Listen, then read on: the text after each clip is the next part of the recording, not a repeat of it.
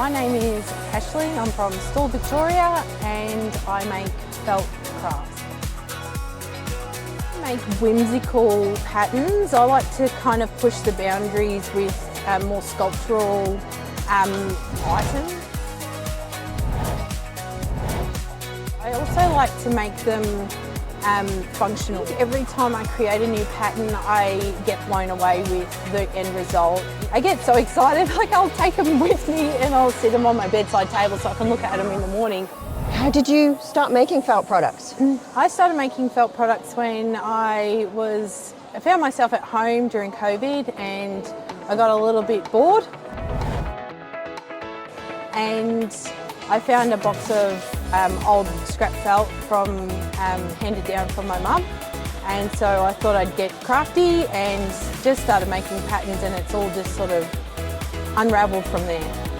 So how long have you actually been felting for? I started felting with my mum as hand felters, wet felters, needle felters. It's just part of my life, I think. So what do you love most about craft, about felting? It's very relaxing. It's very tactile as well. I think it's a really great way to start sewing.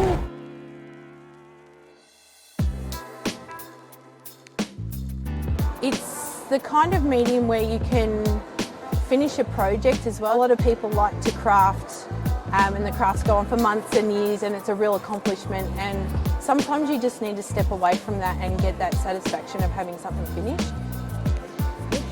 So what's your next project? I try not to plan too far in advance, but often what will happen is I get a stroke of inspiration and I will wake up and just get crafting. It was a must-know technique to start felting, to start the kind of projects that you do. What would that be? Whip stitch. Tell us about whip stitch. So whip stitch is where you pass your needle through the felt and then you bring the needle back around, and it's this whip motion, and you can be quite rough with it, and it's also incredibly fast. So a lot of people like to use blanket stitch, which has this little pattern as you go along, and it looks beautiful, but it requires you to be quite neat and consistent, whereas whip stitch is a little bit freer in that you can sew as you go. You can be a little bit freer. And the must-have tool? Really good quality felt. Wool felt is you're going to get the best results out of wool felt. I like to use a good stuffing tool, making sure that you get into all the nooks and crannies and you can place the stuffing where you need to place it.